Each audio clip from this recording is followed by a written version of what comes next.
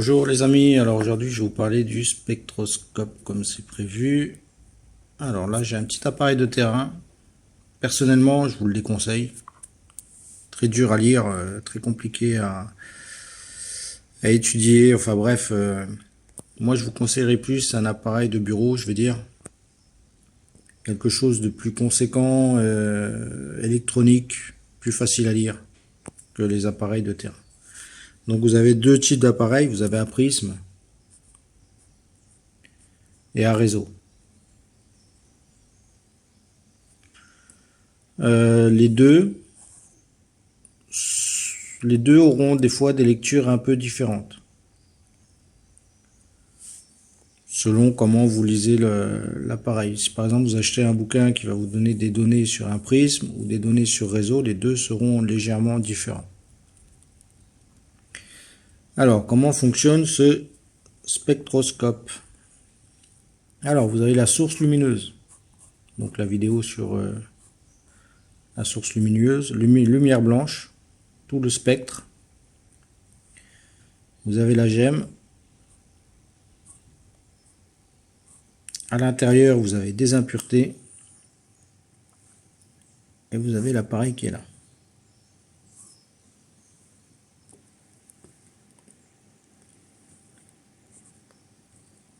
Là, des fois, je suis obligé de bouger parce que je suis en train de dessiner en même temps que je fais la vidéo. Alors, la source lumineuse arrive. À l'intérieur de la gemme, vous avez ce qu'on appelle donc, les impuretés. Ces impuretés vont... Donc là, vous avez la bande du spectre, donc qui va du violet, le bleu, le vert et le rouge. Donc 400 à 700. Donc là, quand en sortie, ça arrive comme ça. Et ce qui va se passer, c'est que par exemple, boum, sur le violet va être absorbé dans la pierre. Donc en sortie, il ne sera pas visible. Donc vous allez avoir une bande ici. Le bleu va passer, le vert va être absorbé. Vous allez avoir une bande ici. L'orange va être absorbé. Vous allez avoir une bande au niveau de l'orange. Enfin, le vert, il est là, je suis bête. Ouais, enfin, vous comprenez le truc. Et voilà. Et le rouge va passer. Donc là, vous allez avoir... Je vais refaire là un petit peu en mieux. Hop là. Donc le violet, le bleu, le vert et le rouge. Donc comme j'avais dit, le violet va être absorbé. Donc vous allez avoir une bande d'absorption ici. Le vert va être absorbé. Ouais, j'avais dit le vert va être absorbé. Vous aurez une bande d'absorption là. Et l'orange, vous aurez une bande d'absorption ici. Voilà comment fonctionne cet appareil. Et suite à ça, vous allez avoir des données dans des bouquins ou même sur internet, je crois que vous pouvez trouver ça. Et suite, et vous allez rechercher la même bande d'absorption. Et en face, ça vous dira, admettons, tourmaline. Oh, pardon, ça vous dira tourmaline, je sais pas, admettons. Tourmaline rose. Et vous savez que ça correspond à ça, donc vous avez une tourmaline rose. Et la complexité de cet appareil, si par exemple vous faites toutes les gemmes, vous faites du, je sais pas, admettons du corindon, le béryl, la tourmaline, le grenat, etc., etc., etc., vous allez devoir apprendre, tout du moins connaître tous les spectres d'absorption de chaque gemme. Donc ça va être hyper compliqué. Sauf si vous arrivez comme certains, à avoir une bonne mémoire, ou est-ce que vous retenez tout, quoi. Par contre, si vous travaillez par exemple qu'avec des béryls, qu'avec des tourmalines, des choses comme ça, Là, vous allez peut-être devoir apprendre une dizaine de spectres d'absorption, juste à les connaître. Et à partir de là, vous êtes sur le terrain. Bah, on vous présente, admettons, vous faites les béryls. On vous présente une pierre bleue, on vous dit ça c'est un béryl. Hop, vous le regardez au spectre d'absorption, au spectroscope. Vous connaissez son spectre d'absorption, vous voyez que c'est pas le bon, bah vous savez direct que c'est pas un béryl. Voilà. Si vous savez utiliser ça et vous connaissez les bandes de spectre d'absorption des pierres que vous travaillez, cet appareil est top.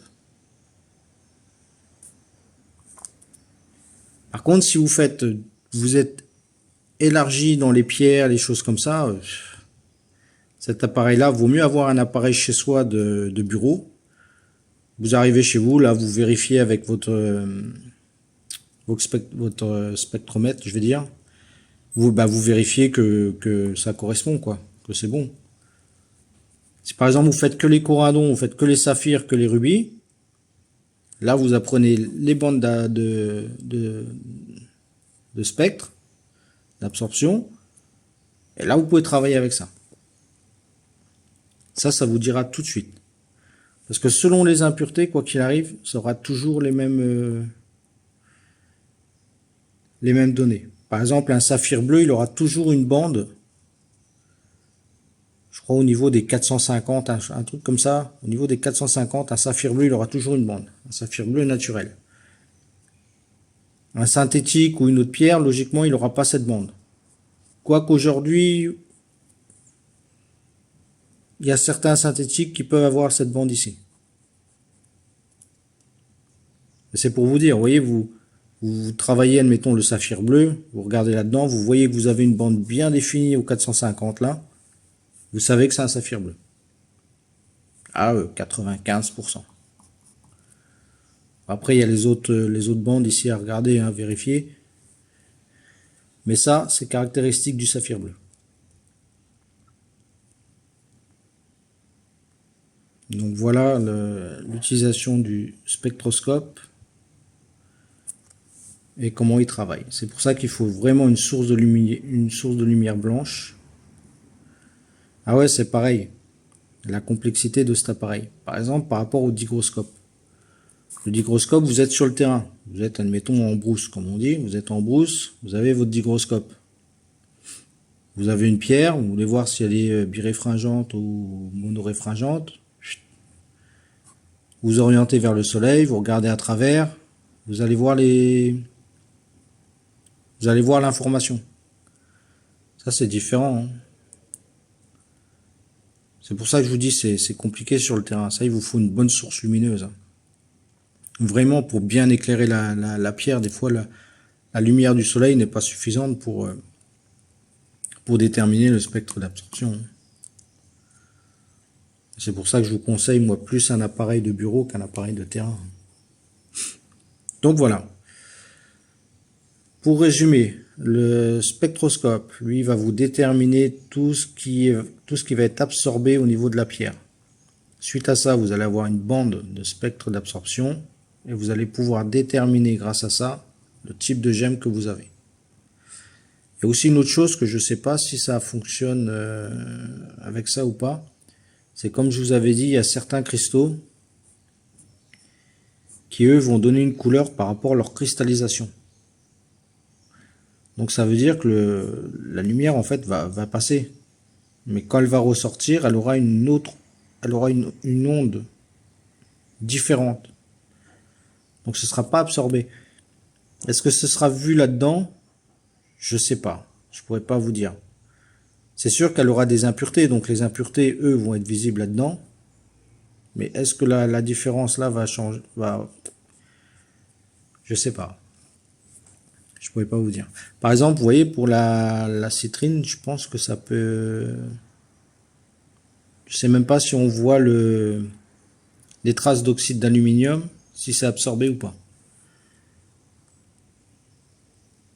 Il y a encore pas mal de choses dans cet appareil que je maîtrise pas. Mais c'est un appareil de lecture, C'est un appareil d'identification et c'est un appareil qu'il faut quand même en parler et qu'il faut comprendre son fonctionnement. Donc voilà comment il fonctionne. Si vous avez des questions, n'hésitez pas à les poser en commentaire, puis abonnez-vous. Allez, à plus, ciao ciao.